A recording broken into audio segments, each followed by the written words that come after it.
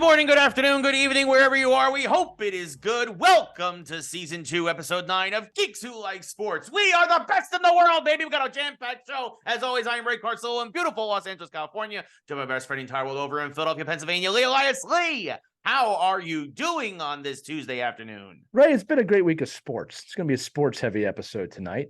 Yes. Which is not a problem. Sometimes the geek world doesn't catch up, but it tends to happen sometime after Thanksgiving that the geekdom just doesn't end. And if the executives at some of the geek properties could get their heads together and maybe make some good decisions, we'd have some more geek things to talk about. Otherwise, this show it's not going to devolve, but we are going to go back in time and start talking like we did in the 90s. And it's going to be great for us, but as an audience, it's going to be great for you too, because we can talk about some things that everything we talk about right now is MCU, DCU. We haven't really dove into some of the classic comic book things that we could go into for hours, and I'm sure that our audience would love that. But today, I a lot of sports stories that I'm actually looking forward to talking to you about with Ray. This will be good. Yes, we got some wrestling, we got some hockey, we got some basketball, but primarily, and we do have a little bit of geek stuff towards the end, of course, but primarily we are going to be talking about, at least to kick things off, football. Oh, the NFL. foosball. Ow! Yes, Lee, your Eagles, again, somehow, some way, find a way. They are now 10-1, by far the best team in the league. They have two games better than everybody else in the NFL. Ray, it's true. It's true what you just said. It is a fact. I cannot deny that. They are 10-1. The next closest team is 8-3. There are several of those 8-3 teams, but the Eagles are 10-1. Lee, this was another one of those interesting games that came out to the wire, came down to overtime. The Bills actually took the lead in overtime on a field goal, but of course, with the new rules, they get a chance to answer, and the Eagles did indeed answer to win 37-34. Lee, how do you feel after this one? Because, of course, there's a lot of talks about, did the Eagles win this one as much as the Bills lost this one? Because the Bills did have a fairly substantial lead, but then, of course, another Josh Allen interception at the worst possible time rose in this game. Lee, what are your thoughts on this particular win for the Eagles at this point of the season? Well, I'd say a couple of things, Ray. I think if it was earlier in the season, I might say that the Bills had lost that game more than the Eagles have won. But this is the Eagles every single week. They always seem to find a way to win the games. I'm going to say it again. A hallmark of great teams, especially a lot of the championship teams, which I'm not saying they are yet, is that they find a way to win. And this team constantly is finding ways to win games. And again, you can always point at the one play, missed coverage, missed pass.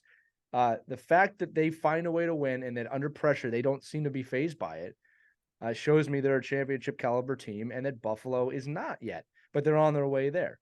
Now, with that said, when you analyze a game against a team that finds ways to win, this reminds me actually of the Patriots with Belichick and Brady. You cannot give them any breathing room.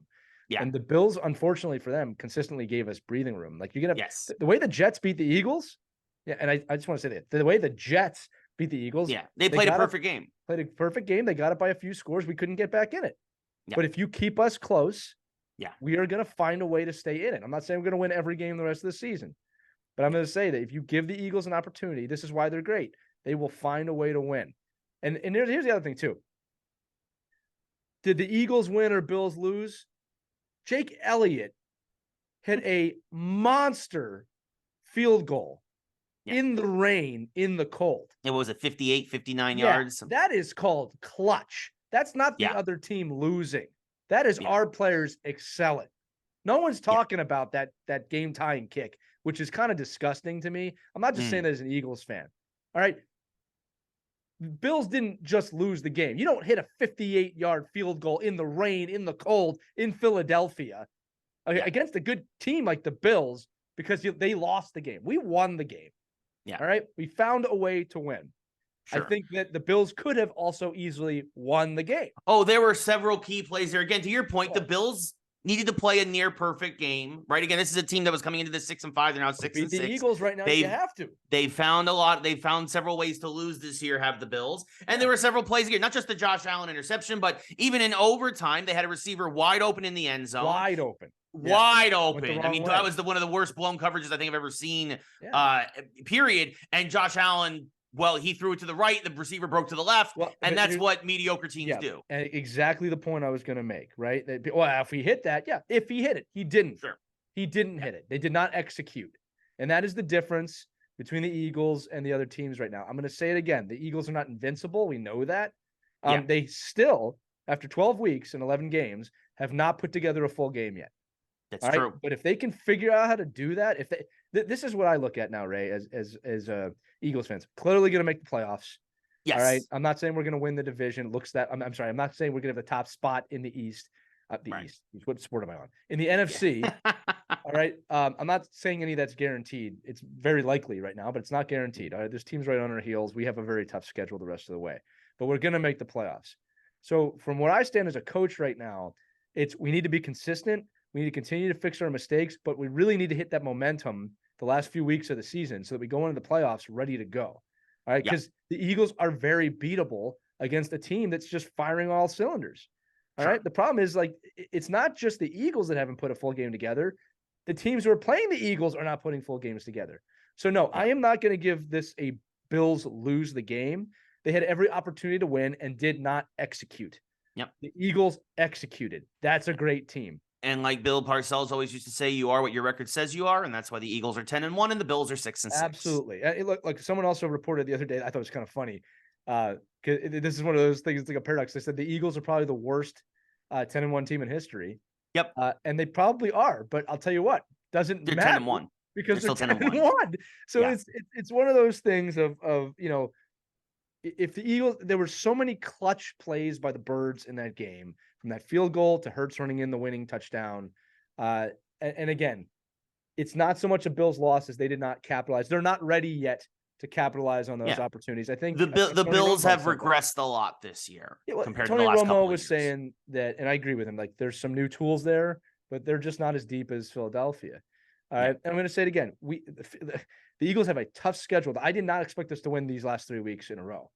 All right, but we have a tough schedule. We have another 3 weeks of really tough games. The Niners are coming up. That's going to be a massive game. All right. I mean, that's got division. I'm sorry, I did it again. That could. I mean, that could have conference implications. Right? I think the Eagles and them share the top spot for the Super Bowl at this point. All right. To be honest with you, if those are not the two teams in the NFC Championship game, someone screwed up. All right. Yeah, I think that's absolutely safe to say, all right. Yes. And then we finished the as you said, we finished the season with a little bit of a layup. We said we're talking in our pre-show. Yeah, 2 Giant games, and I think it's, what is it, a Cowboys game in there? Yeah, you play the Cowboys one more time. You have the Niners still on the schedule, and you play the Giants twice down the stretch. But I'm just gonna say this one more time. As a coach, I'm speaking as a coach here, not just an Eagles fan. Great teams will find a way to win, and they are finding a way to win. Yep. All right, and it's that period. There's so much hatred for Philadelphia sports out there that it's like there's always excuses when the Eagles win a game. The Eagles are a fantastic, wonderful, great football team. I wish people would just see it like that. All right, that are finding ways to win games. And if you want to beat them, you better show up. No, absolutely, for sure. And especially like you mentioned that it's probably gonna be the Eagles and the Niners in the NFC Championship, and I think that's absolutely most likely the scenario there. But I mean, I think that's an interesting thing. We talk about the records, and you mentioned the layups with the Giants, and it goes into our next topic, which is the Falcons beat the Saints this week. The division leader now for the South is 5-6. Yeah. It looks like we're going to have another probably it's sub 500 team win that division again, and host the playoff game, probably against Dallas, which means that Dallas likely has even though they'll be on the road, but basically a layup in the first round of the playoffs, much like they did last year against the Bucks. But Lee, there's a huge drop off in the NFC after the top 4 teams, right? Yeah. You have the Niners, the Eagles, the Lions, and the Cowboys right now, who are all kind of running away with everything with their respective divisions. And then you have a bunch of teams at 500 and below, and somehow even my freaking Giants, who 2 weeks ago I was talking about getting the number 1 overall draft pick possibly, the Giants have now won 2 in a row, and at 4-8 are only 2 games out of the playoffs. What's happening in the NFC right now? The NFC just sucks this year, Ray. I don't know what else to say. It's funny. You and I have had many years where the NFC East has been bad, and it's like reversed where now the whole NFC is bad. Yeah. The AFC is a much stronger division. Now, Mhm. with that said, when you get to the playoffs, none of it matters, right? If you get there, you get there. I said it before, you could be hitting on all cylinders, and a lot of good things can happen. You can win one playoff game by luck. You can't win Yeah. two. I would say you can't luck. You can't luck your way. No, you can't luck. You can't Yeah, luck into a run. You right. can luck into a game. Yeah, and You know. and that's what the Cowboys will have to look out for probably in that first round matchup. Yeah. But I'll say this about the Giants, Ray. My opinion is this: the Giants are not going to make the playoffs. No. I think the way they've been playing lately, I think the Commanders. It's not that they let them win; it's that the Giants played to win, and the Commanders let them do that. I think you are dangerously walking away from your draft territory. Yes. And I think that the worst thing that Giants can do right now for Giants fans is give them false hope that the playoffs are in the picture. You don't want to make the playoffs. No. Even if you did make the playoffs, you don't want to make the playoffs because your team's going nowhere. The team's going nowhere. Where are you going? No, it's the truth. It's the truth. I mean, I know it's a lot of fun. Everybody's talking about, Tommy DeVito, he's the best quarterback we've had in 3 years, which is true. Like, I mean, he's having some phenomenal games. I mean, look, we put up 10 points against the Patriots. And I think Belichick told the kicker to shank the game-tying field goal at the end. Guys, I wouldn't be surprised. Look, the Giants are making mistakes right now, in my opinion, by believing, Giants fans come at me. I think this is stupid. I think the Commanders are doing it absolutely right, which is we're going to put players that compete on the field and are not good enough to win. And you know what? All the Commanders fans understand it. You got a new owner coming in.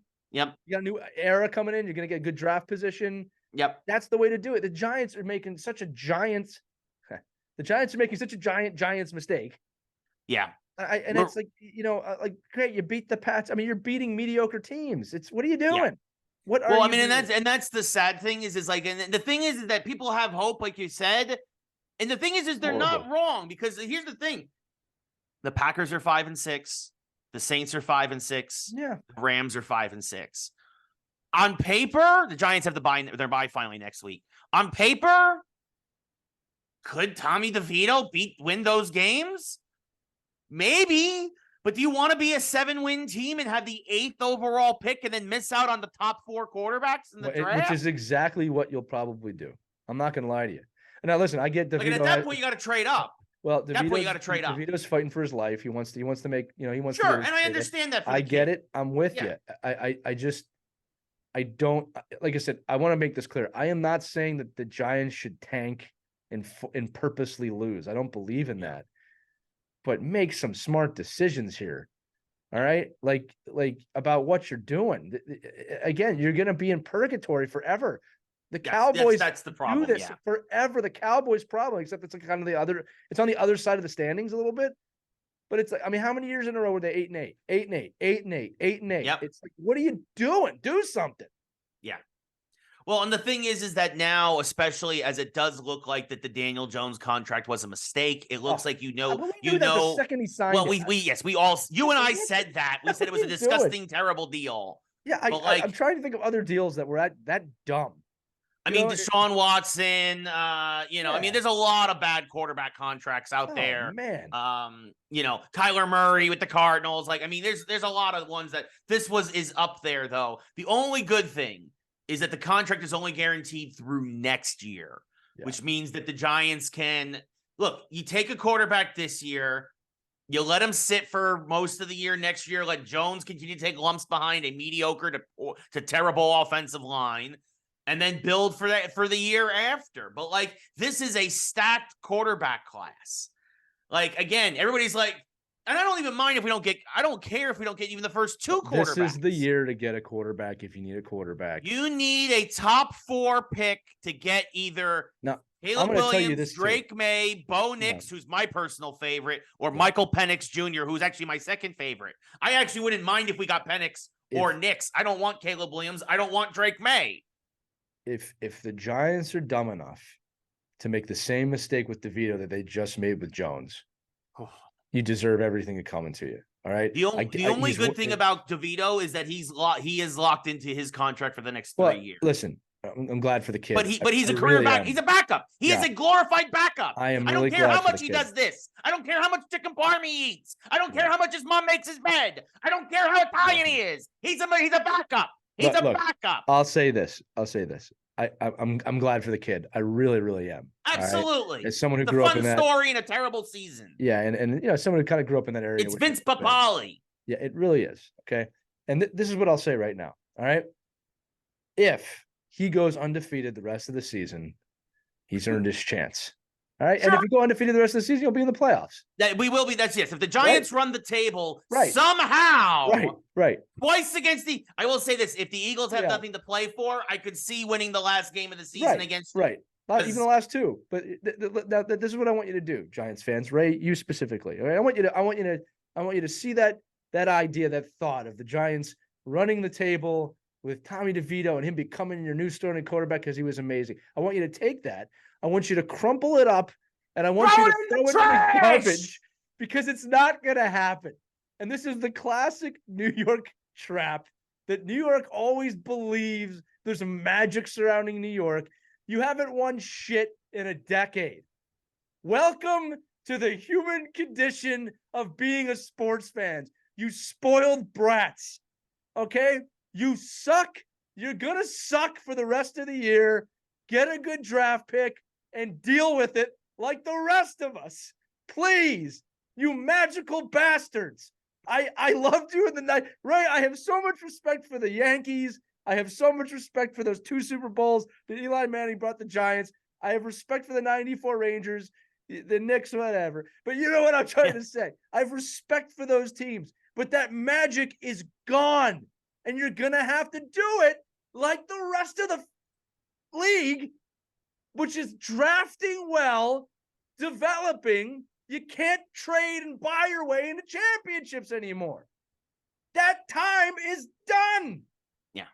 So suck and then get better. It's not a tough concept.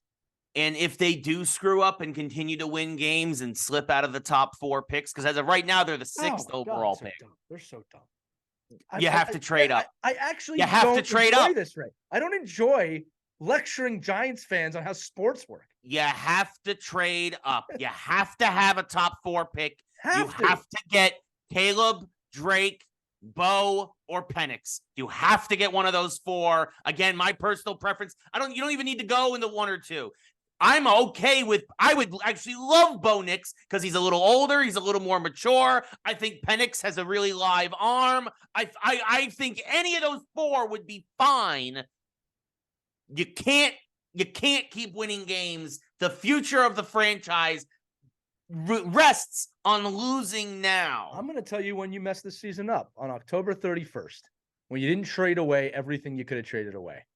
Well, I mean, just because, I agree. I don't care what John Mara said. Barkley should have been gone. They tried to trade Adoree Jackson. He should have been gone. That's the day obviously they got rid of Leonard Williams, but like the Giants should have blown it the F up. You traded Barkley. There's at least 3 players on the Giants. If you trade them, you fix a majority of your problems next season. In this current draft. Right. Yeah. From a draft standpoint to fix this team within 2 years. But now you're looking at 2 games out of a playoff spot. Give me a break. And yes, it is easy to say this when my team is 10-1. Yeah, but the thing is I agree with you. Like, I'm not fighting this. Like, I know you do, Ray. Anyway, the NFC South sucks. Yes, the NFC South is going to be send an 8 and 9 team probably to the playoffs again. Yeah. Speaking of how terrible the NFC South is, yes. Yeah. Frank Reich becomes the first coach in the history of the NFL to be fired in back-to-back seasons. Wow. And I will say this, the dude did not deserve it this year because David Tepper, the owner of the Panthers, one of the worst owners in sports, by the way, he is now fired. He owns the Carolina Panthers and he owns an MLS franchise. Between the 2 franchises he's fired 4 coaches in the last 18 months. He wanted Bryce Young. He demanded Bryce Young. Everybody who just got fired this week from Carolina was like, we really want CJ Stroud. But of course, it's the coaches who have to take the brunt of it. It can't be the players because especially you can't just get rid of the guys you just spent all that capital to draft. And the Panthers are the worst team in football. They are the inverse of the Eagles. They are 1-10. They just lost 17-10 to a mediocre at best Tennessee team. And poor Frank Reich. I say poor Frank Reich. By the way, Frank Reich is going to make $60 million now off of these 2 coaching contracts over the next several years. So he's not going to be poor. He's just unfortunate, I should say, in terms of his coaching career. But yeah, the dude was a scapegoat for a bad owner in a bad situation. Lee, what are your thoughts on David Tepper and the Panthers and this whole unfortunate scenario down there? I'm going to read you David Tepper's quote because it's funny to me. This is his quote. I do have patience. My reputation away from this game is one of extreme patience. And then it said Tepper, a multi-billionaire hedge fund owner. There is no reason why that doesn't come here too now. Now the patience comes with good performance and wanting to see progress made in different aspects. You know, it's funny. I almost called you Logan. It's funny, Ray. What's funny about this is in England and in Europe, coaches get sacked a lot.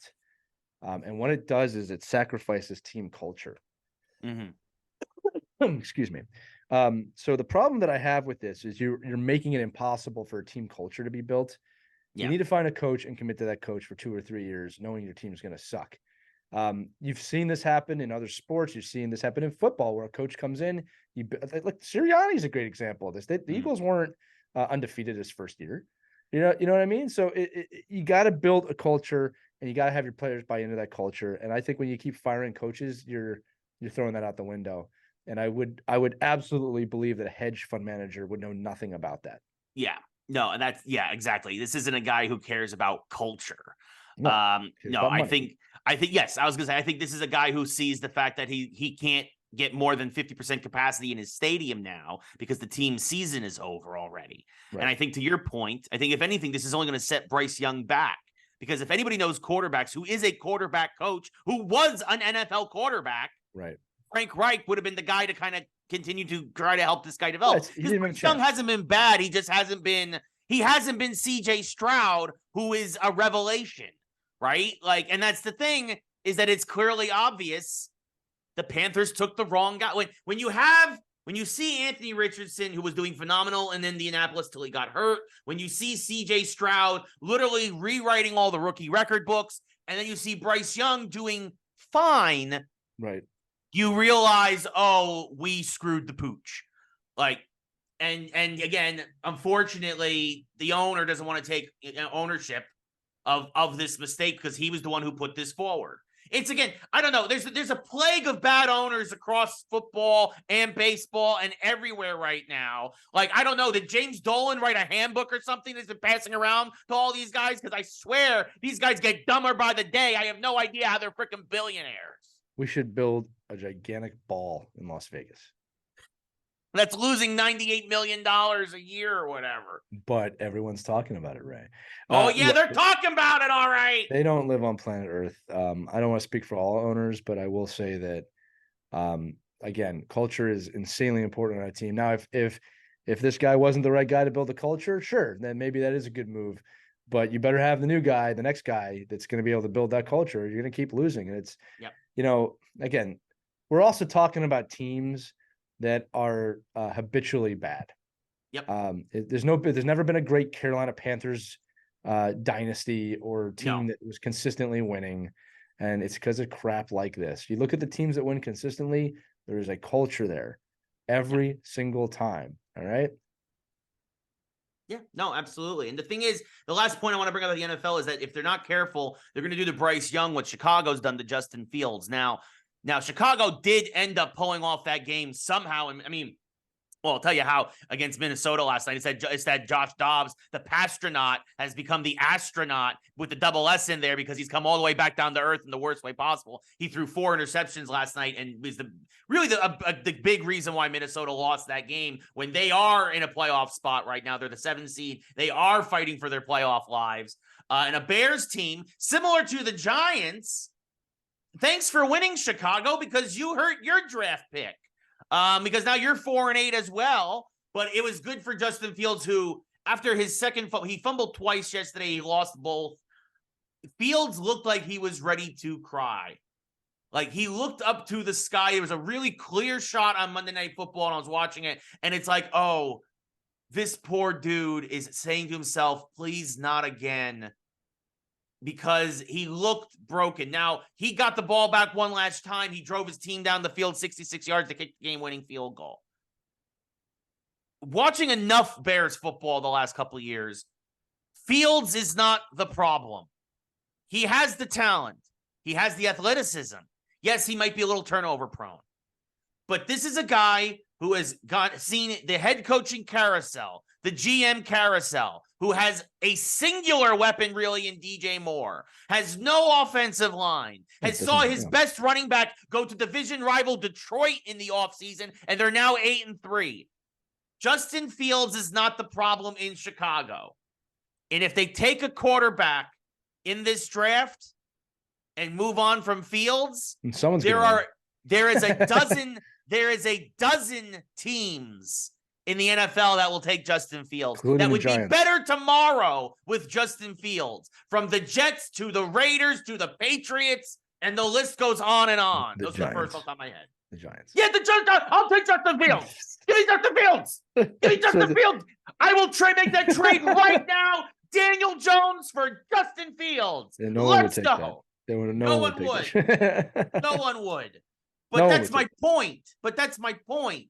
I feel so bad for the guy. Lee, Justin Fields is now, I think, 7-26 as a starter. He's 4-8 this year, which is actually one of his better years. But he's he's had some good games. He's had some solid numbers. What do you, if you're an athlete in this scenario? No, I want out.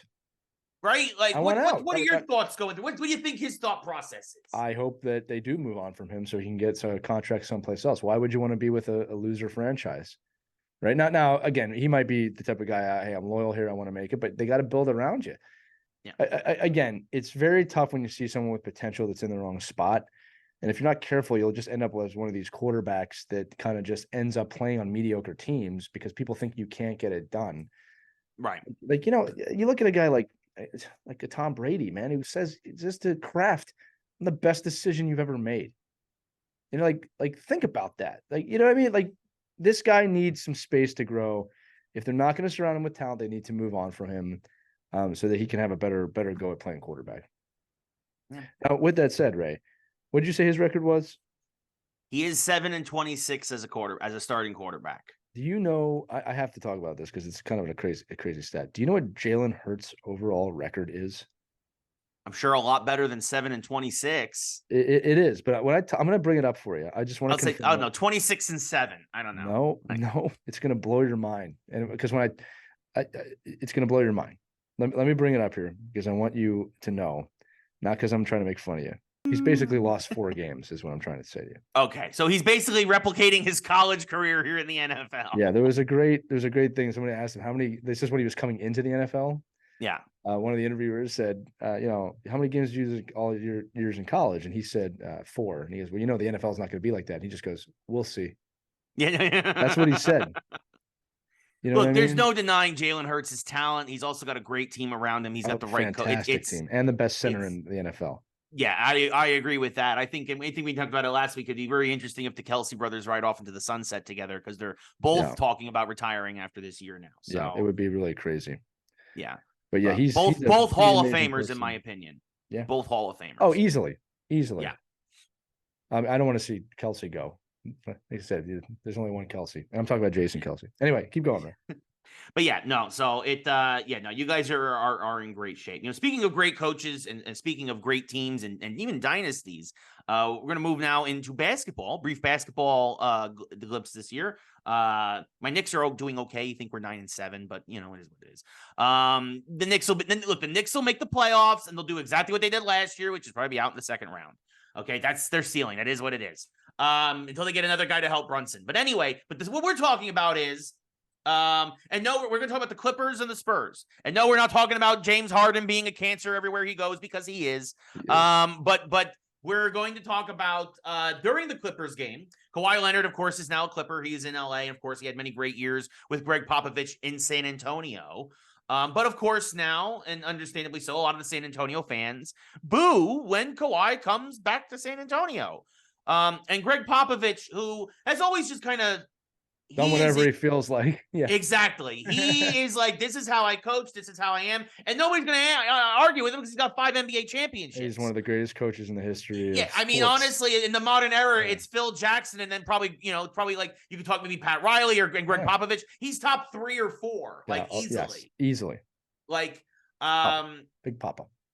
Yes, exactly. And he, and him also, he's coming towards the end of his career. He's in his mid-70s now, and he even acknowledged it. But he got on the microphone while Kawhi was being booed at the free throw line. During the game. During the game. During the game. This isn't after the game. This is before the game. We're not talking about practice. We're talking during the game. During the game. In the middle of the game. Gregg Popovich got on the PA announcement system and said, please stop booing Kawhi Leonard. That's not who we are. That's what he said. Yes. And to nobody's surprise, the crowd booed louder. Yeah. Popovich. But Philadelphia is the worst place in sports, Ray. Popovich's explanation afterwards was that he basically just said you don't poke the bear. And that is a fair point because he knows Kawhi better than anybody. He knows Kawhi, of course. Kawhi is a superstar. Kawhi basically single-handedly took a championship to Toronto. Like he is, and Popovich with a young team, a young Spurs team. Again, he's been gifted amazing players. It feels like just like from Robinson to Duncan to now this kid. I can't remember say his name. Wemba. I will. That guy. I'm sure that guy. He's a 7'3" phenom. I know who you're talking about. We all know. Yes. That guy. Yes. Like that guy on the Spurs. Yes, the really tall guy on the Spurs that plays basketball. Oh gosh, I can't say his name yet. It took me a little while to get Giannis. I could say Giannis now. But yeah, you got it. You know what's funny to me, Ray, is 5 years ago, I think I said something to you like, there's this guy on the Rangers, this Zibanejad, that you won't be able to say his name, but in 5 years, we're all going to know how to say Zibanejad.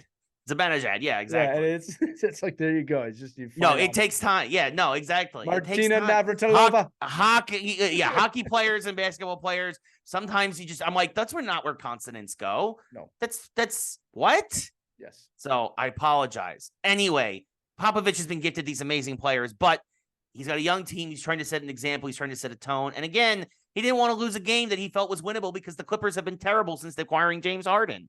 So I think eventually, the Clippers did end up winning that game. But to his point, he didn't want to poke the bear. But Lee, what are your thoughts on Popovich popping on the PA in the middle of the game, telling the fans to stop booing? I think there's two sides to it. I think one is he has respect for his former players. I think that was part of it.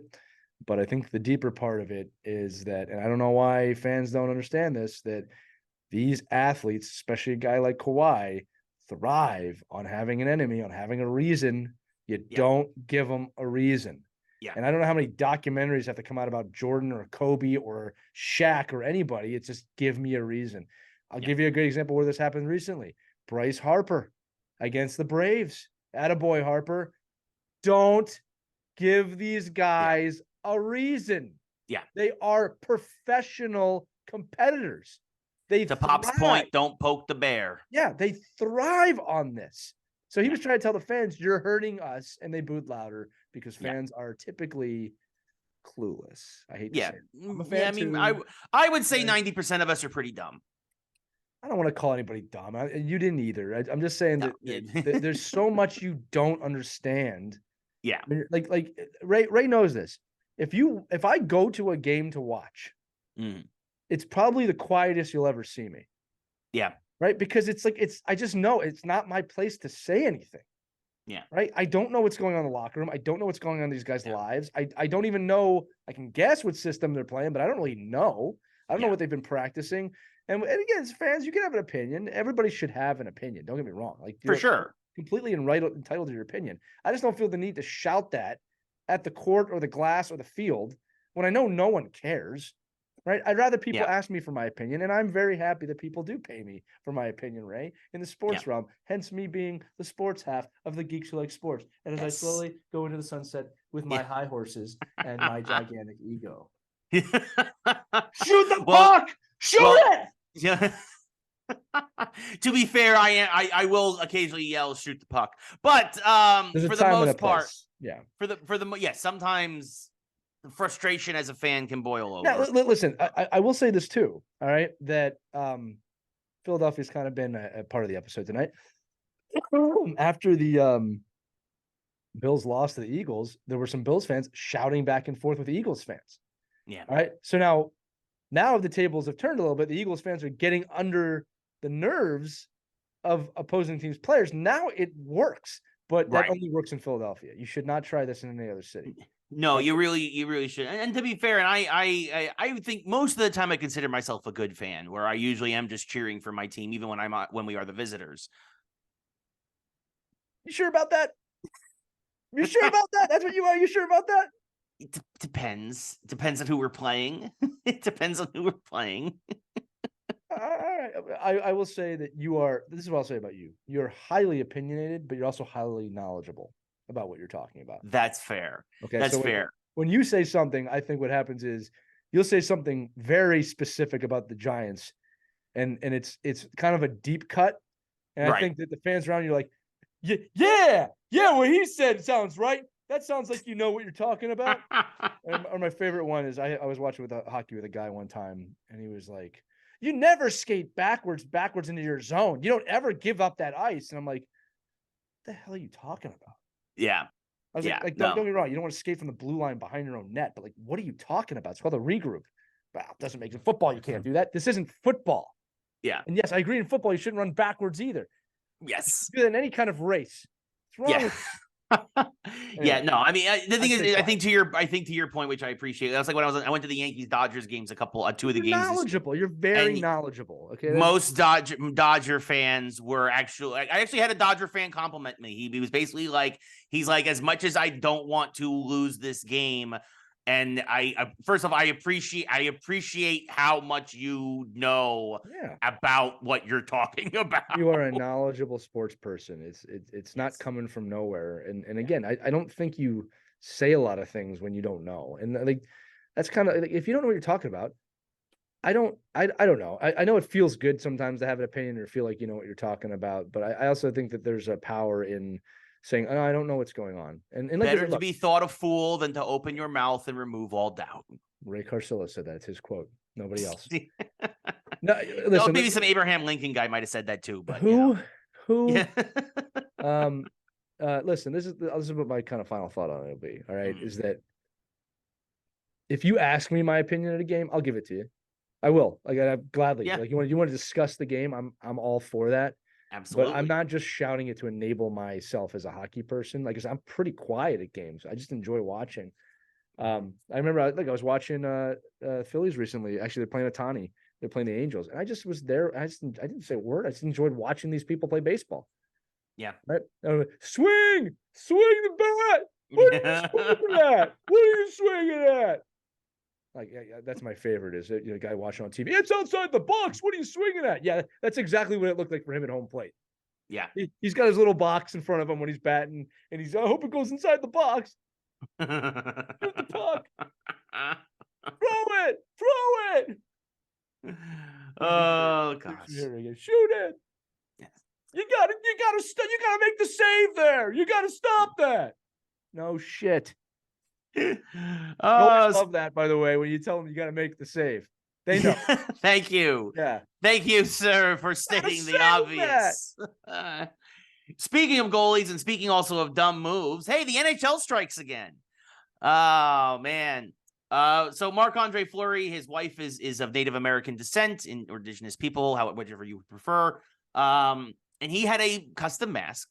Goalie mask made in honor of her, and of course to honor the indigenous peoples of the North American continent. And the NHL was like, "You can't do that. You can't do that. Don't do that. No, that's not approved. That's not approved by the league. We don't even want you using it in the warm-ups." Lee, I feel like this falls into the rainbow tape again. It's just, why can't the NHL just shut up and get the heck out of its own way with some of this stuff? Because you have executives that are completely tone deaf, and are making decisions and saying things like, well, we got to stick to our decision, when this is clearly an issue that you have to go case by case basis. And again, just to reiterate to everybody listening, this there was a ban on all celebratory jerseys or cause jerseys and apparel and everything in the league as a response to Pride Night jerseys going away.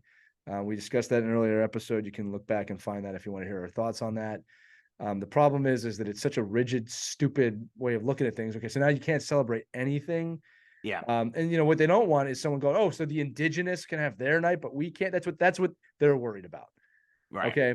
That's exactly what they're worried about. All right. But you opened up a can of worms. This is a play stupid games, get stupid prizes type of thing. Yeah. I don't ever remember goaltenders being told they cannot express themselves on their helmet. I'm sure there's some rules, like you can't show someone getting murdered on a helmet or something like that. Right, for sure. But it's just a bad look. And good on Marc-Andre Fleury. He wore it anyway. He told me to go screw himself. I'll pay the fine. Yeah. Again, the perspective of the league is if we do it for one, we have to do it for everybody. So we're just going to do it for nobody. And it's the most tone deaf thing I've ever seen. Now, here's the thing. Yeah. They contradicted themselves because pride tape is allowed again. So clearly there are exceptions. This is the problem. No one would have cared. No one would have cared if you just let them wear it. Yep. Nobody. They turned a molehill into a mountain. Yeah. And it looks bad. Whether their intentions are good, it looks bad.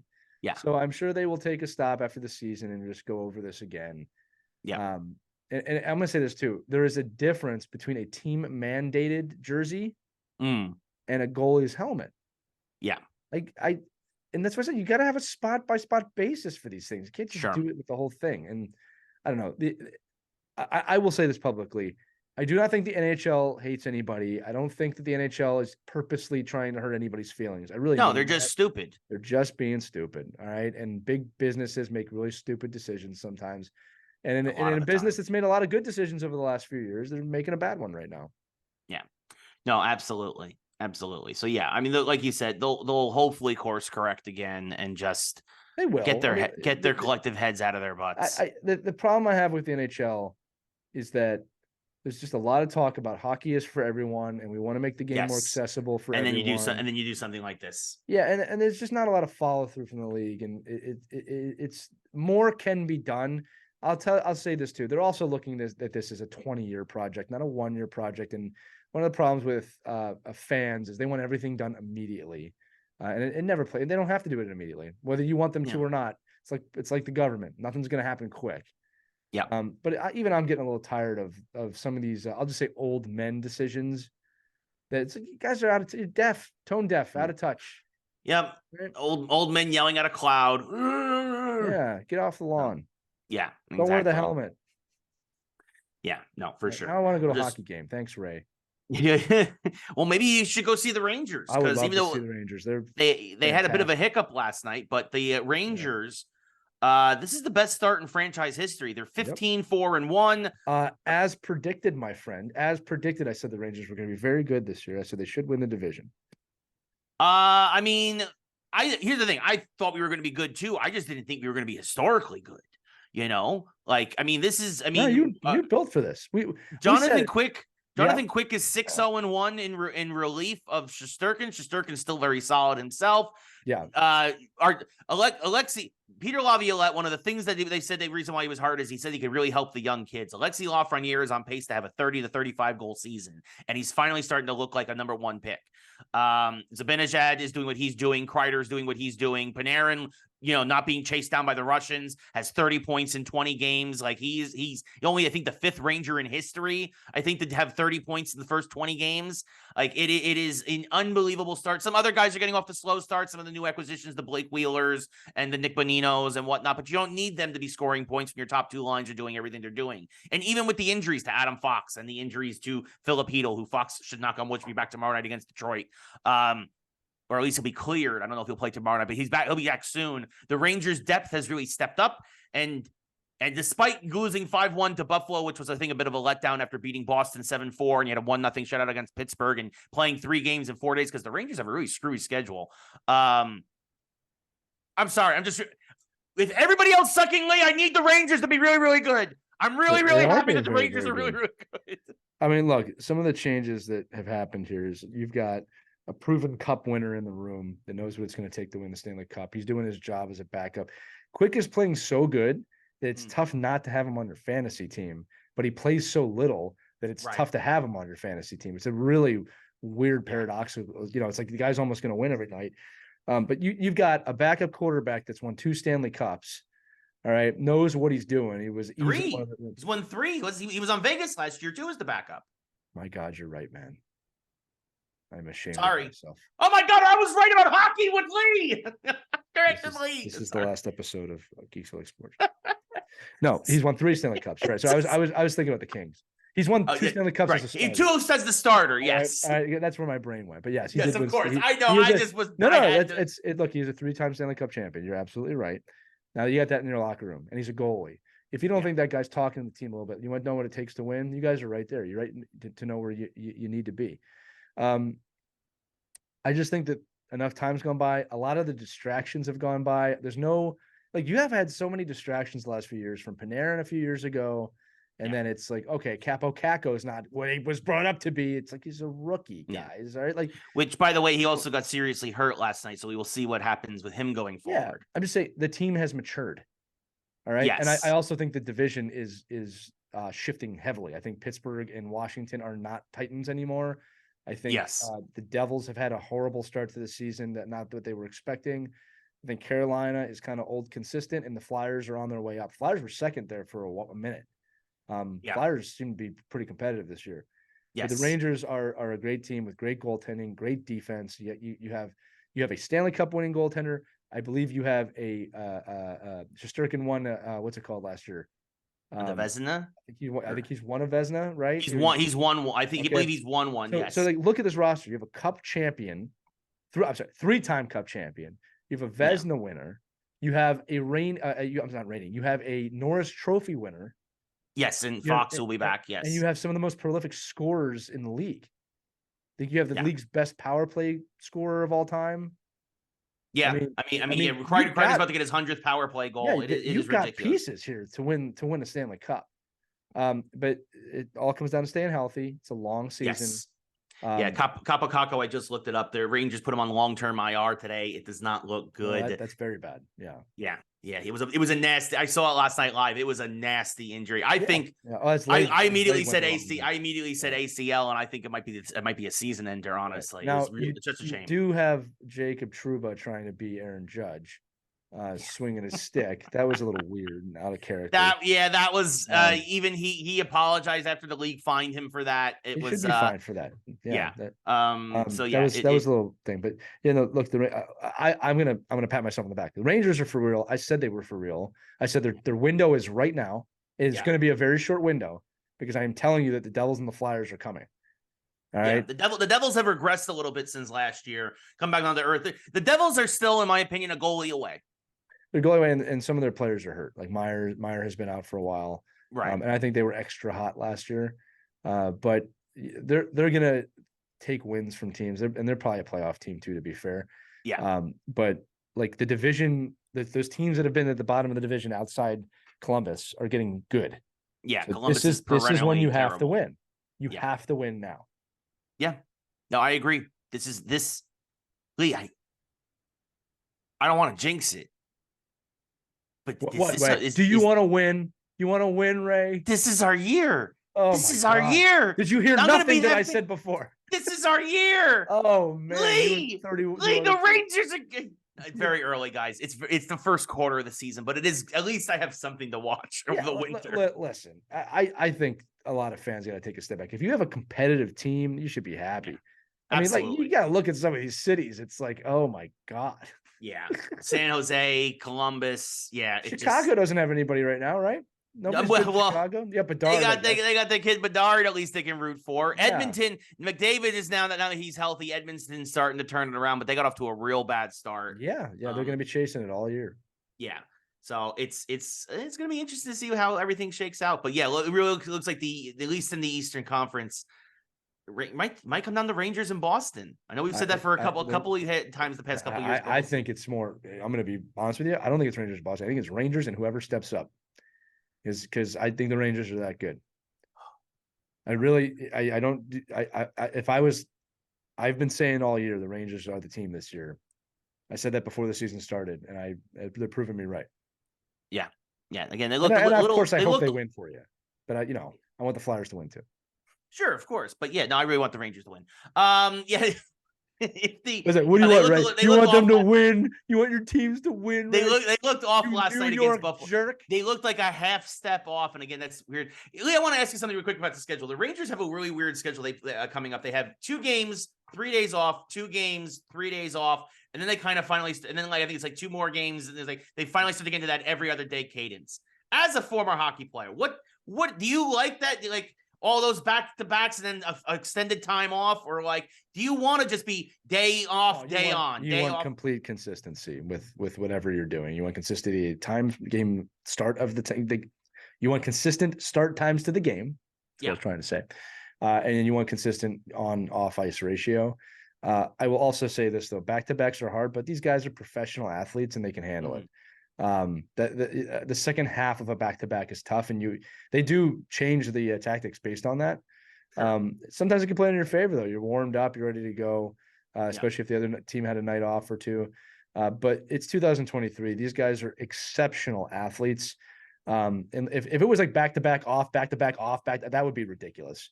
Yeah. But no, you want consistency in the schedule. I mean, the other side of it from a coaching standpoint, it does give you a little bit of chance to work on some things at practice. I think a lot of people forget that pro sports, you play more than you practice, right? Like you're there to win games now. It's not like youth sports where you practice more than you play. But I think any chance they can get to rest or go over film and really look at things, those are all opportunities as well. But no, as an athlete, you want consistency every single day. Great question. That makes sense. No, thank you. No, I appreciate that, because I saw that. I was looking at the schedule. I was looking ahead after the Buffalo loss last night, and I was like, God, this is just a really weird stretch in December. I get some of it's with the holidays and all that other stuff, but it's just 2 days. It's like game, 3 days off. Game, 3 days off. I don't think anybody wants that, honestly. Yeah. You want to play every other day or every day and then 2 days off every day, but not like that. Yeah. Yeah. All right. Moving on. This was an interesting weekend. Speaking of the holidays, speaking of an interesting weekend, classic, of course, is a tradition over the holidays is WWE Survivor Series. Moving into wrestling now. And I'm not gonna lie, Survivor Series, which used to be one of the 4 pillars, right? We called them the 4 pillars because it used to be that there was only quarterly pay-per-views, and it was, it was Royal Rumble, WrestleMania, SummerSlam, Survivor Series, Royal Rumble, WrestleMania, and then obviously it became more profitable to do one every month, and even sometimes now twice a month, or that they're doing them overseas. WWE's already announced that I think it's WrestleMania Backlash will be in France next year. That's cool. So they're going more internationally. But Survivor Series this year, in the past couple of years, they've started to implement the old WCW, old Dusty Rhodes, the Dusty Rhodes. You want to talk about hard times? But talk about hard times, daddy. Okay, classic promo. Go watch it if you haven't watched it before. I'm not going to do the whole thing here. Survivor Series War Games. The big thing that everybody's talking about out of this show is the return. Actually, 2 returns. First off, Randy Orton, after missing a year and a half because of a double spinal fusion surgery. It's great to see him back. First ballot Hall of Famer. Also, by the way, WWE also announced it was the biggest pay-per-view. I think it was the biggest pay-per-view they've ever had in Chicago. That wasn't a WrestleMania. Wow. CM Punk returned this weekend to WWE after a 10-year hiatus. Of course, this is after a year or so in AEW, a controversy-filled run in AEW. Right from the start, Yeah, right from the beginning, it was just filled with backstage turmoil, and so many stories are coming out now about how, and we're going to get into AEW in a second, about how AEW is poorly run by Tony Khan and how he has no control of the locker room and really no respect, and a lot of guys pushing him around. And it's also part of the problem when basically everybody who's wrestling for you also has an executive producer status or EVP status. The inmates are very leaders. Inmates are running the asylum, too many cooks in the kitchen. Take your pick of the analogy, but AEW looks like they're in trouble. We'll get into that in a second. Survivor Series, though, Lee, is the WWE the hottest it's ever been? How important is Punk coming back to them? And I don't know, did you see his promo last night? No, tell us about it. Tell us about it for anybody who didn't see it. CM Punk talked about how happy he is to be back home, how much he feels like He mentioned basically Paul Heyman said once to him that for you to really capitalize on what you can do here in WWE, you're going to have to leave and come back. And he realizes now how right he was. He talked about how important Dusty Rhodes was to him. And then he also, as they were off the air, not on mic, but the camera picked it up. He said as loud as he could to make sure that the camera picked him up, "I'm not here to make friends. I'm here to make money." Lee, what do you think? I mean, that was a little similar to what he did in AEW as well. Yeah.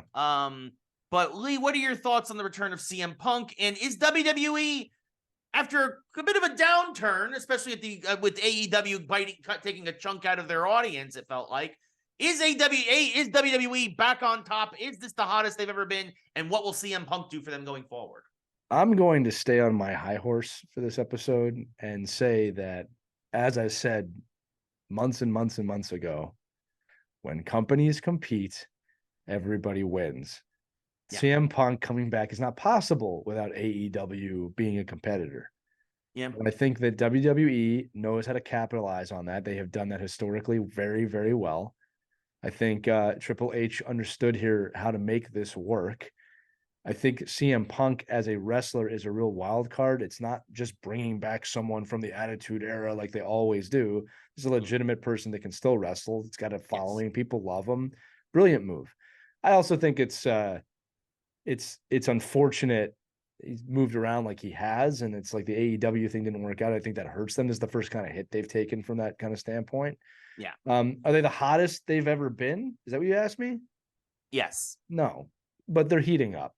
Right. Yeah. This is nowhere near the hottest they've ever been. I think that the McMahon transition has ended. And I think Triple H is now really actually fully in charge. There's a reason he's at the front of every poster. It wasn't CM Punk at the front of the poster this week. It was Triple H kind of saying, "Hey, I'm doing this." Yeah. You know what I mean? You can come back now. But as long as these two companies compete, or three companies compete, it's not really just two or three anymore, is it? No. I think it's good for the sport. And again, that's what this is breeding, the ability for someone like CM Punk to do this, right? And again, I'm not here to make friends. I'm here to make money. Great storyline. It's a great storyline. I mean, you're starting to get it again. It's a very Paul Heyman thing to say. It really is. All right. You love them or hate them. That's the type of people you need right now. And so many of the wrestlers in the WWE are kind of vanilla. And it's like CM Punk's not vanilla. You love him or you hate him.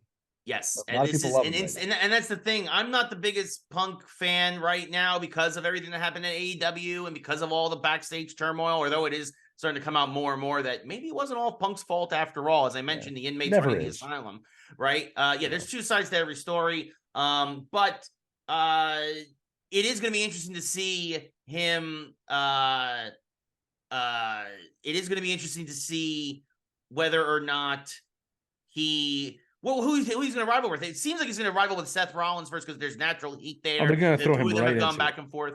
Like Seth Rollins, obviously right now the world heavyweight champion, right? Roman Reigns is still the WWE Universal Champion, but world heavyweight champion. And I think that Punk will probably go after him at some point, but there's a lot of interesting stories. Obviously, things are heating up with Cody Rhodes and his road to WrestleMania, him to finish the story. But I'm looking forward to, I'm looking forward to seeing what they do with him. And I will say it was not Punk's best promo. It wasn't exactly a pipe bomb promo, but it was a solid way to close out Raw in Nashville last night. Yeah, and I think that WWE, although it's still a little bit predictable with what's going to probably happen over the next 5 months with the Royal Rumble, like I mentioned, Cody Rhodes and all the other stuff, it's going to be these kind of more ancillary stories that are going to keep people's interest. What are things going to happen with Punk? What's going to happen with Randy Orton? The Judgment Day. They're giving you a reason to watch, and that's the key. That's what they were not doing before. Yes. Yeah, no, for sure. Which is speaking of giving people reasons to watch, AEW very, very interestingly decided to compete with Survivor Series directly on Saturday, not just by having their normal Saturday show Collision, but then taking their Friday night show Rampage and combining it with Collision to have 3 hours of programming directly competing with Survivor Series, and to no one's surprise, Survivor Series destroyed AEW. Yeah. I mean, Lee, AEW is doing, I'm going to say this, AEW is doing a lot of interesting things. It's Sting's farewell tour. Sting has announced he's retiring in March. Adam Copeland, aka Edge has come over to, Edge has come over from WWE to AEW to have one more run going against his good buddy Christian. They're going to be going up for the TNT Championship soon. They're doing a thing called the Continental Classic, which kicked off this week as well, which is a tournament, like a round robin tournament where they are combining, and this hasn't been done since the early 80s. This is like they are combining they're doing an inter-promotion championship with New Japan, Ring of Honor, and now AEW, where it is I believe it is the New Japan Pro Wrestling Strong Openweight Championship, the Ring of Honor World Championship, and now the special Continental, the AEW Continental Championship, combined into one super title that will be defended across multiple promotions. That's cool. It's a crazy idea. Again, it hasn't been done in 40 plus years. Really very old school NWA era kind of stuff. Is it too little, too late? Does AEW feels like it's losing a lot of the steam and momentum it's had. This is normal. Like again, this is completely normal. All right. They came out on fire. They went to the top right away. There's only one direction to go. They weren't going to go up forever. Now you're in the fight. I wouldn't be surprised if they went against Survivor Series just to see, let's just see how we do. Like, again, everybody, they want to win. Yeah. They got to see how they can compete. All right. And if it was a bad night, you learn from it. This is a long process. They're not going anywhere. You know what I mean? They're here. And again, when the companies compete, people will win. WWE will make mistakes too. So, they went against them. Part of me thinks, okay, it's this, they're going at that and saying, let's just see how we can do against them this time. And maybe next time we don't. Now they know. Right? I'm sure they had viewers. All right. So it's one of those things. Like, it'll be interesting to see how it goes. If you want to compete with the best, you got to compete with the best. Right. There was not going to be a scenario where they dove into one of those major 4 pay-per-views, as you said, Ray, but that they won right away. It doesn't work that way. Yeah. It's not WrestleMania they went up against. No, that's true. Not that dumb. They went again, technically the weakest of the 4 pillars. That's right. And they want to see that's if you wanted to take over, that's exactly where you'd start. Yeah. All right. You got to learn. Right. Yes. And again, we talked about this, the Monday Night Wars. The only way you can replicate that now is through these. Can't do that on the television stuff anymore because you can record everything. Right. Okay. So this is where that game would happen. Yeah. All right. And again, they only have to do one of them right for that shift to really start happening correctly. Yeah. But no, they're not in trouble. I think that they're coming down to earth a little bit, but they're way too big now to stop. No, yeah, right? No, absolutely. So we'll see. And again, look, we talked about this last week too. They're trying things now. Some of them are disgusting. But they're trying. They're poking. They're prodding. They're seeing what may or may not work. Yeah, something the WWE can't do. Right. So it's going to be interesting to see how this continues to go. We've been talking about this for years, and it's been fascinating to watch. Well, and that's the thing, right? It's only year 4 of AEW. Yeah, it's new. Yeah, and so it's like you said, they're kind of, it's a good point that they're still experimenting with some things. But again, especially with all the turmoil recently, all the stories behind the stage, backstage area and behind the scenes, you do wonder if maybe Tony Khan needs a little help in terms of booking, in terms of writing the shows, in terms of, again, wresting control back from the inmates. Right. So. But saying it again, like I said, it's a 4-year industry versus a 40-year industry. Yeah. All right. And the fact that they're even in the same sentence, I don't think people give that enough respect. The speed at which AEW rose to this power deserves a lot of respect. I like that they're doing different promotions against each other. I think that that's a really cool way of doing it. I think combined they're stronger. I think this also shows, Ray, as we kind of said before, AEW is not close to the WWE in terms of size, but they are competing. All right. But this is very much Xbox versus Sony, Microsoft versus Sony here. right? In my opinion, all right. Sony's Yeah. in the game, but they are not Microsoft. Right. Right. And that's how I kind of view WWE and AEW. And WWE, as we said this, they played it perfectly calm. We don't need to freak out about this. They're not taking it. No, the WWE fans aren't leaving. No. All you got to do is throw one of the superstars out there one time from the past, and everybody comes running back. Yes. It's like the ex-girlfriend, right? You come running back. You know, it doesn't matter who it is. I could throw a Flair out there for another day. You'd come right back. Right. Right. Although now Flair's in AEW. So but I know that's what I'm saying. That you get to CM Punk. Oh my God, CM Punk. We just did this like 2 years ago. Yeah. A year ago. We just freaked out about that. I'm freaking out about it again. The promotions are predictable, in my opinion. All right. But they work. Yeah. All right. You're gonna keep throwing Austin out there. Keep throwing Austin. Put bald Shawn Michaels out there again. That always seems to work. I'm just a bald boy. Bald boy. I was your boy toy, not anymore. So there you go. So we'll see what happens. It's gonna be interesting to see. It was an interesting weekend for sure for wrestling. You know, we mentioned Tony Khan might be able to use some help with writing. Maybe you start using AI. No. Dun dun dun dun. Yeah. No, he should not. By the way, he should not use AI to help him write this. I am not anti-AI. I am just anti-people who lean on AI as an actual thing to do everything. That's not how. Yes. And as we've seen is that sometimes a couple of corporations this year have tried that and been caught and usually had to backtrack. First, it was CNET back in around March. They got called out for it and ended up having to walk back a lot of articles or delete a lot of articles because they completely replaced people. And they called it CNET staff. And then it was found out later on that it was completely AI written. And now Sports Illustrated. I'm surprised people. I think it took them so long to notice because I don't think anybody reads Sports Illustrated anymore. Well, and they were making up fake people, like AI generated people. Yes, this was the next level. This was the next level. This wasn't even saying staff.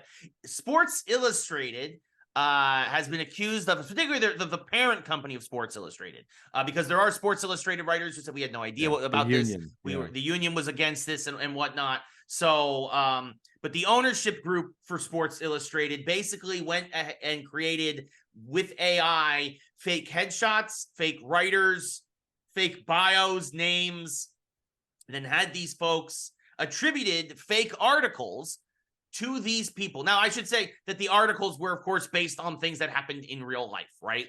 But it is completely 100% AI generated from literally from the face, the name, their bio, the article, everything in an attempt looked like to cut corners and maybe cut costs. Oh, disgusting. And it's a slippery slope. This is what what SAG-AFTRA and the Writers Guild were just fighting against, this sort of thing, where jobs, freelance writing gigs, and when they're being replaced because the owners were like, well, my bottom line, I care more about my bottom line than I care about people. I'm going to save me $75 by not paying a writer, a freelancer to write this 2000 World Raw article. Look at me. Yay. So this is where AI goes wrong. This is what people are fighting against. Lee, what with it? Like, what is it? Just again, greedy bastards being greedy bastards? Like, what is it? What's going on here? Oh, Ray, I have so many thoughts on this one. I'll come out first by saying that we use AI in my work all the time as a tool to improve upon the work that we're doing, not as a crutch to do the work for us. Everything that AI produces, we read, we vet, and 95% of the time we change. All right. What it does is it really gives us a help to kind of get to a point that we want to take over. Right. It takes out a lot of that back work in terms of just, like just having to do all of this kind of grinding. It gives us something to start with. I have no problem with that. None. I think it's a great use of the technology. You can create a lot of content really fast. Okay. But we do not create content and just throw it up without caring about anybody. All right. And Caitlin, our producer, will tell you this. Like when I write, we even have it now trained to write in my voice, and I still will not just put it up. Right. I want to read it. I want to look at it. I will make changes to it. You understand what I'm trying to say? So the technology is great, but there's one level of relying on it to write journalistic articles, which I don't know if I'm against or not. If it's clearly stated this article was written by AI, I don't think I have a problem with that. Sure. what I have a problem with is when you lie directly to the reader and say, oh no, Nancy Jones wrote this. What you don't know is Nancy Jones isn't a real person. We just want you to think that she is. So you can get my views and my clicks and what are you doing? Yeah. What are you doing? All right. AI cannot yet write like a human can write. I don't care how real it sounds. All right. AI should not be writing opinions like that, in my opinion. Yeah. Right. So I'm kind of disgusted by them trying to dupe the reading public. All right. And I'm also disgusted that they would do this to their own journalists. And the Sports Illustrated Union is demanding answers now about why this was able to happen. All right. It's no different than the SAG-AFTRA thing. Now, look, it'll balance itself out. But in a world where it's about constantly getting content out there, I think all those clicks. This is the incorrect way of using it. What they should be doing is offering to their journalists, listen, we're going to have AI generate 100 articles. We'd like you to look over them, make changes. And we'll put out that this article was written with AI with oversight from this journalist, Rick O'Reilly or whatever. You know what I mean? Right. I'd be fine with that. I just trash management. Yep. By the way, I would like to fully admit to everybody that I actually am an AI. I'm not a real human being. I was actually born from a computer program in 1983. And Ray, I am sorry to tell you this, but I don't exist. Oh, it's okay, Lee. I'm actually the first Skynet robot that is going to destroy humankind. So that's why we're best friends. Did we just become best friends? We just be, yes, that's, again, yep. We became best friends. Yep, came again. You want to do karate in the basement? Friends. That sounds like something AI would write. Yes.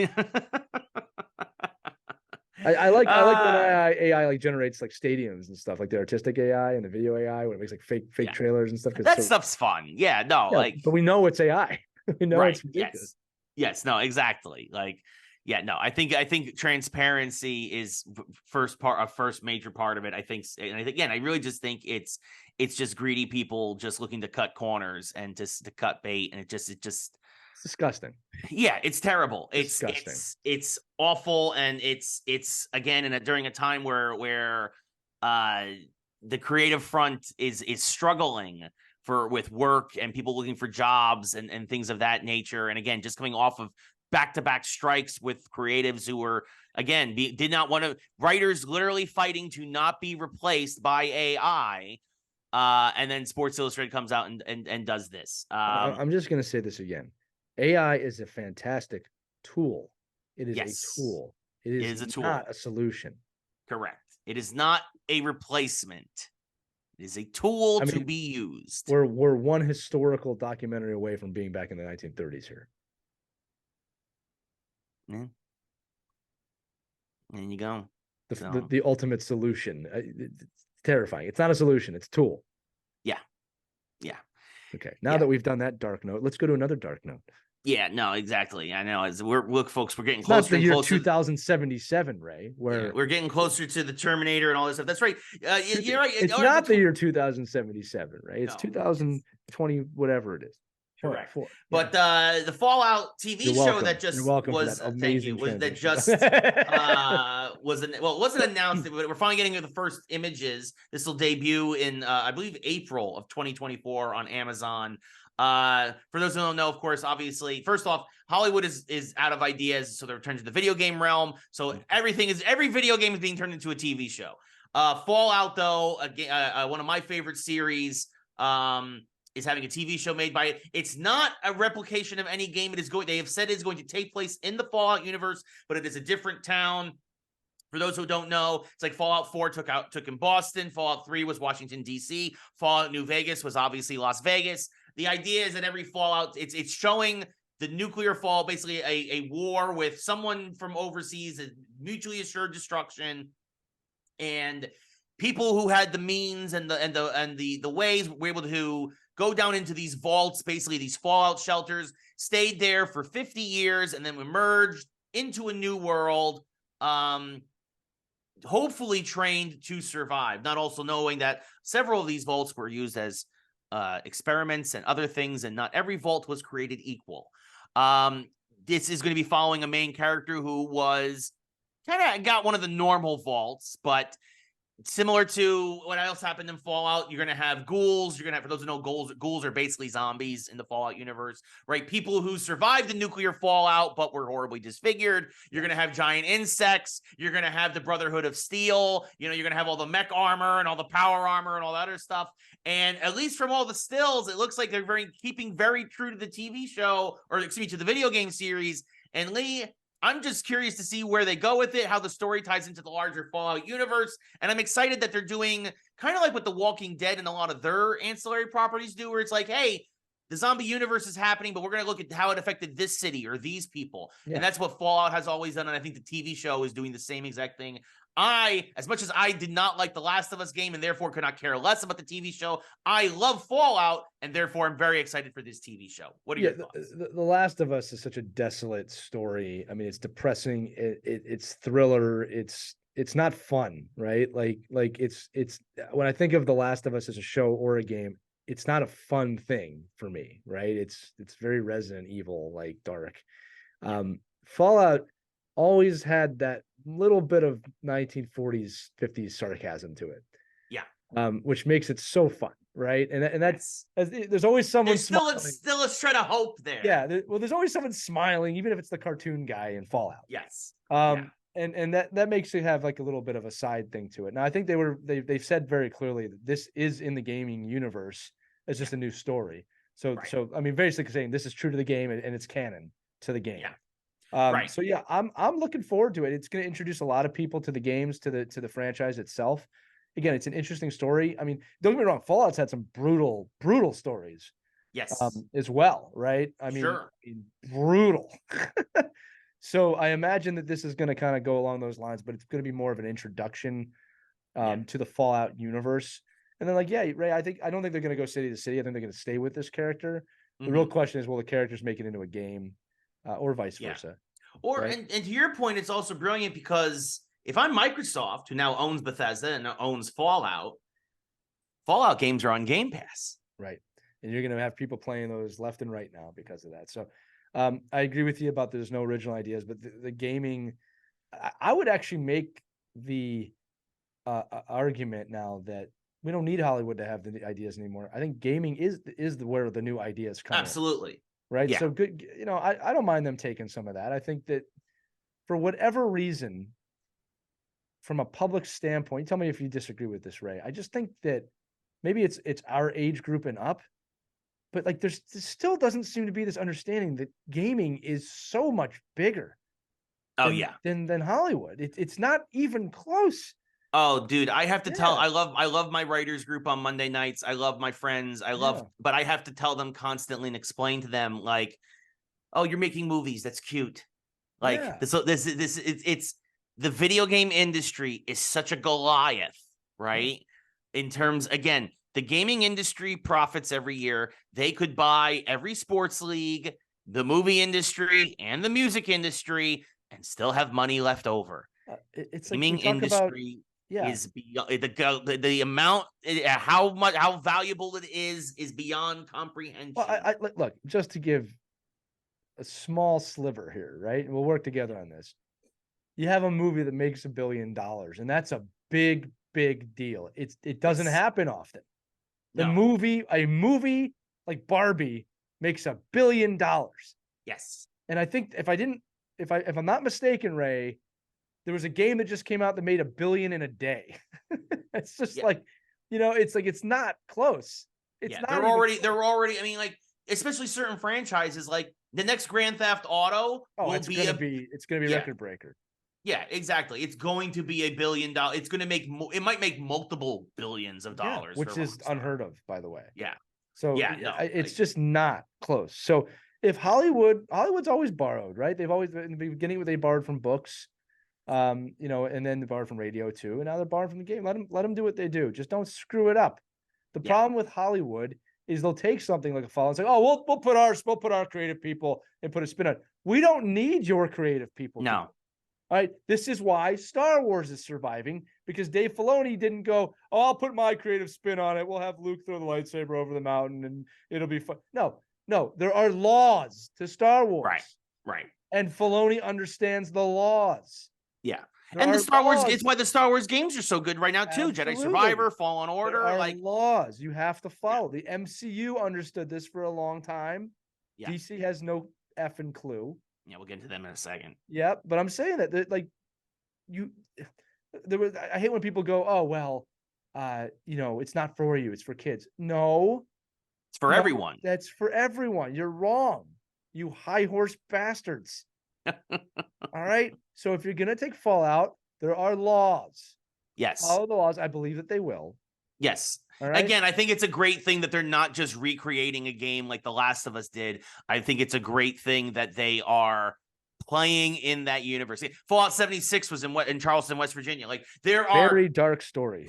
Plenty of places in the United States that you could set a Fallout game, because again, the idea was every town, every major city had vaults. That's the idea, right? We've only explored again like Boston, Washington D.C., Vegas, West Virginia, and again Pittsburgh. Like there's plenty of other places they can go to. So yeah, no, again, I think your point is exactly spot on. Follow the rules already established by multiple games. Right. It's a rich universe that you can play in. Don't mess with it though. Don't mess with its core tenets, I should say. But yeah, speaking of folks who love to mess with the core tenets of things, HBO Max, Warner Brothers, Discovery, whatever the hell you want to call them now. I really hope somebody buys them again. I really hope. Like, I just. Yeah, you know what? That's the thing. You would think that Bugs Bunny or somebody was running the studio, because these kind of decisions, folks, if you're not watching, I ruined my glasses. That's how frustrated I am. These are the kind of decisions that I'm glad I canceled my HBO Max subscription, because all they're doing is removing more and more content that people love. They have now announced that by the end of the year, all of Looney Tunes, hundreds of shorts over decades of animation, not going to be on Max anymore. We're removing it. Where's it going? It's going to the vault. Why? That half your this is your history. This is half the value of these services. Like, yeah, okay, well, the Robert Pattinson Batman's being taken off. Who cares about that? This is Looney Tunes. This is a staple of American culture. This is a century of what, you don't want to put the disclaimer in front of it anymore because it says, well, this was made in 1950 and the views might be a little, might not appeal to today. I'm sorry, that's not a good enough reason to pull this stuff. Brutal. For some reason, it feels like a lot of these streaming services have an axe for freaking animation and cartoons. And I don't get it, because especially now, I don't have kids, but if I had kids, I would have these services so they can watch the cartoons. Am I out on a limb here? I mean... You sound like Yosemite Sam there, bud. You all right? Rooting and tooting and so I'm also. Now, boy, I said, boy. That's Foghorn Leghorn. No, I know. I'm doing the other version of that. I feel bad for Mel Blanc's family. I'm not gonna lie to you. No, look, I don't know what they're doing. I think I'm ready to cancel my Max subscription too. Subscription. I need a prescription to watch that subscription. Yeah. I don't know where they're going. These streaming companies are losing their way a little bit, and I believe in them. That's the funny part. I really do believe in these streaming companies. I just wish they would believe in themselves. They have the right idea. They just don't know how to execute it. And David Zaslav, we said it 100 times. He's probably the worst. He's the highest paid of all these CEOs, and he's the most moronic of all of them. It makes no sense whatsoever. And on top of this, they then announced, and this is something we talk about this again. I love Batman the Animated Series. Yeah. It is an original take on classic characters. It is his own universe. And DC, instead of paying amazing writers and animators and all sorts of stuff to continue that universe, because again, they don't have faith in you, the consumer. In fact, I know this for a fact.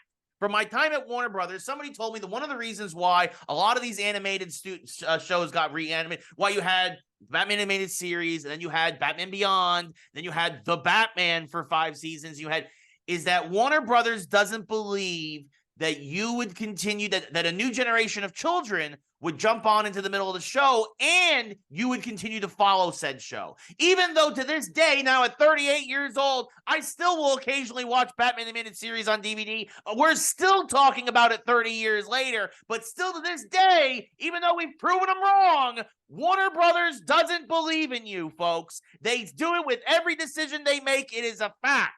Oh, and by the way, now because we don't want to do any original ideas, we're going to go back to our classic comic book stories because their comics are basically storyboards. So that's one less person we have to pay now. And we're just going to recreate it in animation, basically panel for panel. Oh, and now, because we don't want to edit anything, because we don't know what we're doing or how to tell a cohesive story, we're going to make 3 freaking movies and charge you $19.99 each freaking time just so you could watch a cartoon of a comic book that was probably better when you read it in 1985 freaking 40 years ago.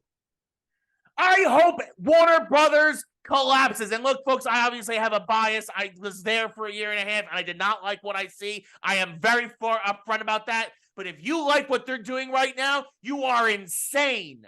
You are insane to continue supporting this company. They have some of the most beloved characters in history, and they are crapping right on their freaking chests. It makes me sick to freaking watch this. I hope Zaslav gets hit by a goddamn bus. He's a freaking disaster. Looney Tunes and Batman, and they're killing them all. It makes me sick. I just had a visual of him getting hit by a cartoon bus, which made me smile a little bit. It is bad. Ray, I didn't expect to see a Ray rant on the Geek side of things, so that's refreshing. But you're absolutely right. The lack of understanding here. We talked about tone deaf early in the show. We'll talk about it now. Completely tone deaf company. And you know, this is what I'll say too. Let's talk about it from a business standpoint. You can't monetize this. You can't figure out a way to monetize your properties. It's horrible. You have, as Ray said, beloved characters. You have the most monetizable people in the game. Superman, Batman, Wonder Woman, the Justice League, Looney Tunes. You go on. You're screwing up. Need new leadership over there. 100%. 100%. I tried to give you enough time to catch your breath. No, I appreciate it. And the thing is that like they've done this. They've done this. Crisis on Infinite Earths is the really first major reboot in comics history. Yeah, right. And it was well done. And it tied all the storylines together. But they've done the Crisis stuff multiple times. They've done it on TV. They've done it in cartoons already. They've already done animated. They've done it in live. That's what I'm saying. Like they've done it in live action television. This is taking one of your greatest stories and just squeezing every single red cent out of it because you can't come up with anything new because you've basically fired anybody who knows what they're doing. Here's the other thing, too. There's no excuse. You got Invincible out there. You got The Boys out there. They're doing a good job. Those are adapted in a great way. There's no excuses. You're just doing a bad job, period. That's it. I'm sorry, folks, if you're supporting Warner Brothers at this point, Warner Brothers proper, you're part of the problem, probably, honestly. And I get it. Nobody's a bigger Batman fan than me. Nobody. I will support Ray. Nobody is a bigger Batman fan than Ray. We're not just talking movies. He knows this character inside and out. As much as he'd like to be him, I'll just leave that thought out there.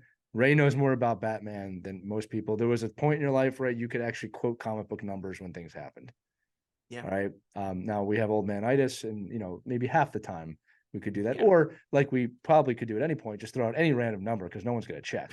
Like if Batman, 337, when the Joker became the Iceman, and Iceman jumped into a vat of toxic oil, thus becoming ExxonMobil. That was episode comic number 337 when Batman defeated Exxon. Oh God. Now hush. It's just obviously I get angry because I care.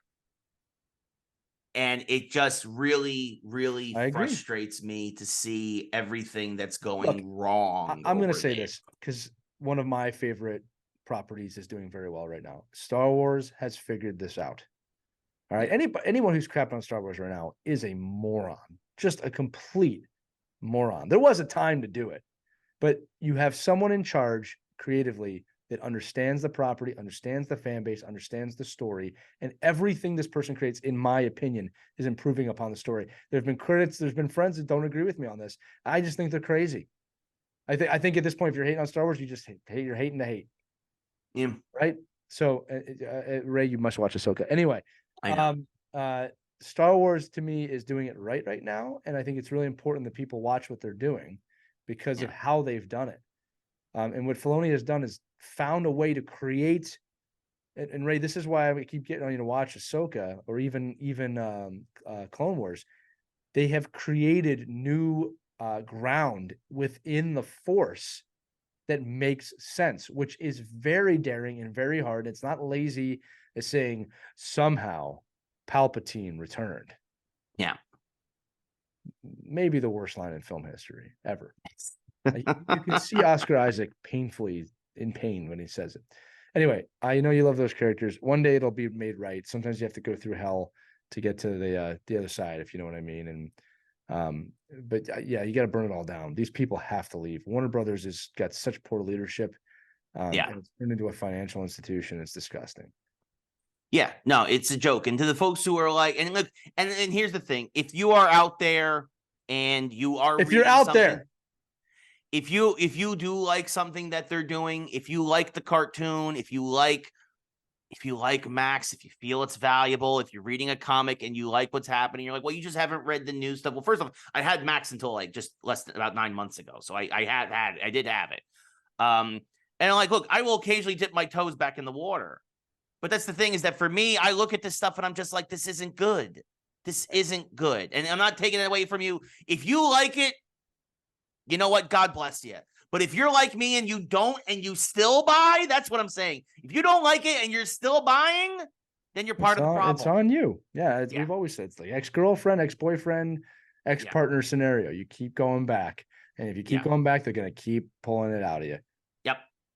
Money. If you're just hoping, if it's an abusive relationship, if you're hoping they're going to change while you continue to pay them money, then you are the problem. And that's what I'm saying. Again, if you legitimately support them and legitimately like what they're doing, that's a different story. Please debate us, email us, geekswholikesports@gmail.com, or Ray at geekswholikesports.com, or Lee at geekswholikesports.com. Email us, let us know, talk to us. I would love to find the one person who still loves Warner Brothers, because everything I see from them turns my stomach, including the Looney Tunes thing. And this 3-part Crisis on Infinite Earths garbage. It's squeezing blood from a stone.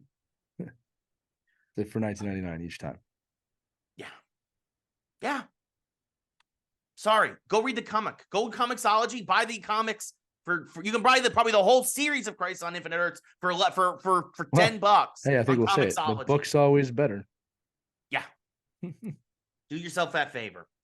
Anyway, moving now, we mentioned Disney a couple of times. We mentioned Marvel. Iman Vellani, this will be the final geek story of the day. Yeah, we got to end on a happy note. Yes. She's great. She is a breath of fresh air. She's wonderful. She should be the future of it. Yeah. She is going to be the stewardess of the Marvel turnaround after a slow phase 4 and 5 start. And she said, it's on Marvel to make the fans care about their characters, to make the audience care about their characters. And in the words of Tony Stark, how about that? Yeah. Yeah. If people care, they'll go buy movie tickets. And if people care, they will go support the products. I mean, and I think that part of the reason why, again, for me, the Marvels worked so well for me is as much as I had issues with WandaVision, it did a great job of setting up Monica Rambeau. As much as I loved Ms. Marvel as a TV show, and it already set up, obviously, Ms. Marvel for the movie, so we didn't need to waste time in the movie establishing her. Right. I think that's part of the part. Yeah, no, exactly. And I think that's part of the problem with Captain Marvel, with Brie Larson's character, because I think the most interesting thing in her backstory, we get in a flashback. Yeah. Which is where she goes after she finally really destroys, or I should say the aftermath of her destroying the Supreme Intelligence, right? That would actually have been an interesting short of some kind to flesh out her character a bit and maybe make people care more. Because obviously after the first film, they did not care about her. No. So no, look, this is good. It's true in every facet of life. If you care about something, you're going to be invested. I'm going to say it again, Marvel, I don't believe it's superhero fatigue. I think they strung us too thin. Because the thing is, we did care. We did care. That's why we kept watching as they get pushing out show after show after show, because we care. Yeah. But now there's too many people to care about. It's like, it makes me think of Total Recall. Man, I got 7 kids. Like, it's like, it's too much, guys. It's too much. And there's a lot of open loopholes now. Like where we don't have an answer to something. And it's like, Ray, like in commerce. When you go to a site to buy something and there's 75 choices, you get overwhelmed and you just leave the site. Yeah. Right. Or you may pick 1 or 2 things and leave the site. Yeah. Right. You're not going to be invested looking all 75 things. And like, I don't even know how many characters Marvel's up to, but it's like, it's tough to care. Now, the funny thing about Iman is that she cares about Miss Marvel. She's actually writing the comic book right now. Yeah. She was a huge fan of the character before she was even cast. Yeah. Like, that's why she's so great in that role. I was going to say, it comes through in her performance. Yes. I mean, that's her.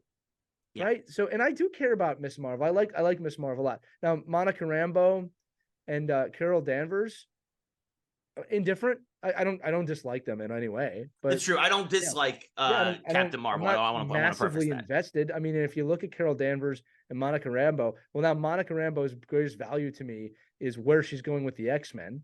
Yeah. Right. And Carol Danvers, it's like, where are we going with her? Yeah. You're the ultimate force in the universe. Somehow wasn't for a few minutes. Yeah.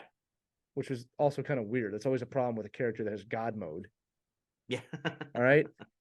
So again, she's 100% right. You have to find the ability. You can't just keep cash cowing us, keep watching. Give us a reason to watch. In a future episode of this show, we will talk about Quantum Leap, a show that has come back as I predicted. And it's come back very well. And I will tell you how they keep stringing me along to keep watching, even though the show's good, because they are tapping into something that I care about very deeply. And I have cared about probably since I was a little boy before the 3rd grade. But I care. And they're not going beyond it, Ray. They keep bringing it up over and over again. That's a tease for a future episode. Yeah. Will Sam Beckett return? We'll find out on the next episode of Geeks Who Watch Quantum Leap. Yeah, no, it's that's the thing, is if you make people care, they care, they will watch, right? If you build it, they will come. That's exactly what it is. Yeah. I mean, I think she brings up a great point, honestly. And again, it feels like if you would just listen to the people you're trying to target, she's one of them. She's one of them. That's what I'm saying. She's 21, 22, right? Young female. This is who you want in your audience. By the way, if you're watching the show, I just got very bright because the sun is now reflecting off my neighbor's window. No, this is because this is a light being. This is because of my Warner Brothers rant. Ray, the sun's not up here, though, Ray. There's no sun here. There's no sun in Philly because it's dark there. It's always sunny in Philadelphia. That's what the TV said. You fell into that trap so horribly right there. Wow. Yeah. Do you have a window? Are you near a window? I do. I'm looking out it. It's nighttime. Well, I was going to say, it's also with the time. It's also 7 o'clock. It is literally night. That's what I'm saying. It's literally nighttime. It can't be sunny in Philadelphia at this moment in time. Yeah. Anyway, no, she's your target audience. Listen to your target audience. And look, and honestly, you can't listen to your audience all the time because there are people who don't know what they're talking about. You will go to X, right? Formerly known as Twitter. There's a lot of people who don't know what they're talking about out there. And I get that. But and again, it's not always easy to sift through all that. But when you are seeing these massive tectonic shifts in terms of where your audience is spending or not spending their money, you might want to start listening to some of those criticisms and start deciding how to make changes. And I think Iman is somebody that would be great to listen to. There's a reason they picked her to lead the Young Avengers here. Yes.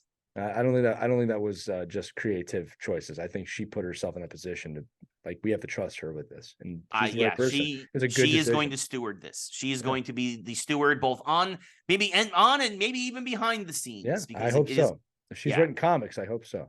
So saying, like, she's doing a signing here in LA, actually signing her comic of her Ms. Marvel run, which is fantastic. Awesome. That she co-wrote, which is amazing. It is. Like, keep listening to her. Disney's got something on with their hands there. And also, I want to go back to Warner Brothers real quick. James Gunn. We have to wait and see. We have to wait and see what he'll do. Well, he might be the one that saves the whole thing, to be honest with you. To be fair, yes. Here's the thing. If his movies and TV shows can land, then suddenly this 3-part Crisis on Infinite Earths, while still nauseating, does not. It's that's the thing is with Warner Brothers, it's death by 1,000 cuts. So now every subsequent cut gets worse and worse and worse. If you start to heal some of those wounds, then yes, it's a bonehead decision, but you don't get a 15 rant with me where I'm ready to blow a blood vessel in my head because of this, right? And that's the thing. It just, with Warner Brothers, it is bad decision after bad decision after bad decision after bad decision. Hopefully James Gunn can fix them that. He's not the end all be all. Again, David Zaslav is the worst person in Hollywood. Like by far. Right. And I feel that I guess who's never going to work for Warner Brothers again? This guy. You maybe never you know. Job hey, if CM Punk can go back to WWE, right. hell can freeze. I'm not here to make friends.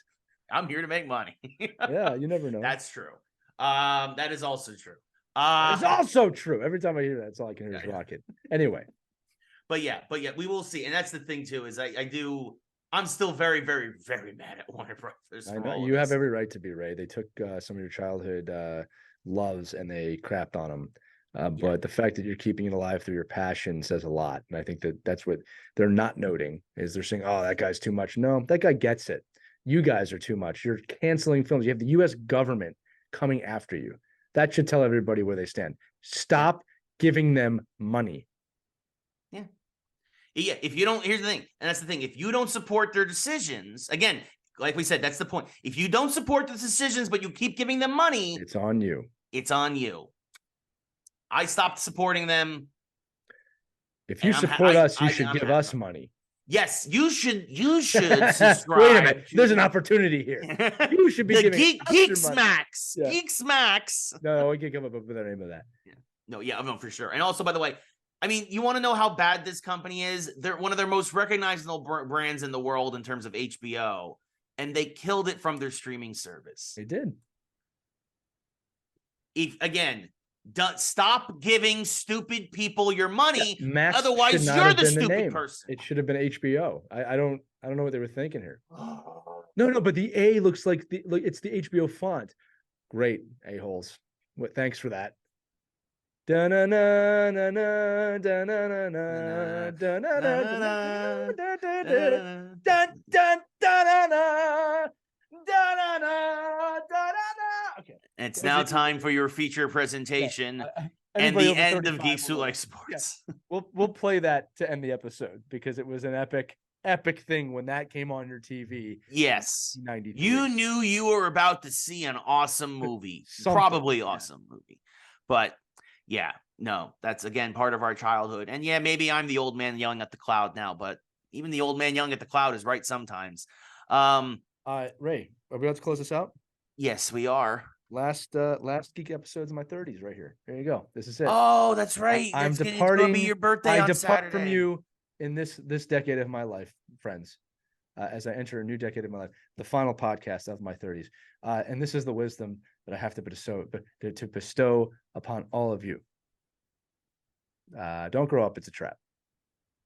That's great wisdom. It's a trap. It is a trap. It is a trap. Anyway, on that note, happy early birthday, my friend. Thank you. I'm going to become old now. So yeah. I'll wish you again happy birthday on the mashup, which will drop on your birthday. Well, you're right. I will still be only this age in that episode, but I will literally be a different age on that day. Thank you for that, Brett. Yes. So, so again, everybody leave happy birthday messages. Thank you all for listening. If you lasted the entire episode, we greatly appreciate it. God bless you. Yes. Multiple rants today. From both of us. Yes. Yeah. It must be that weather outside. It was a lively episode. Yeah, we are the best in the world, baby. We're not here to make friends. We're here to make money. Yeah, we're to make money. Actually, we need friends. If you would like to be our friends, let us know. We need friends. We also need money, though. We also need money. You're right. We need friends and money. And money. Friends with money? Is that the name of our streaming service? Friends with money. Friends with money. We'll workshop that, folks. We'll be back next week. Friends with money. Friends with Max. On that note, for Lee, I am Ray. This has been Geeks Who Like Sports, Season 2, Episode 9. Thank you all so much for watching or listening. However you are, we really appreciate it. We will see you next week with more Geeks Who Like Sports. Good night, everybody.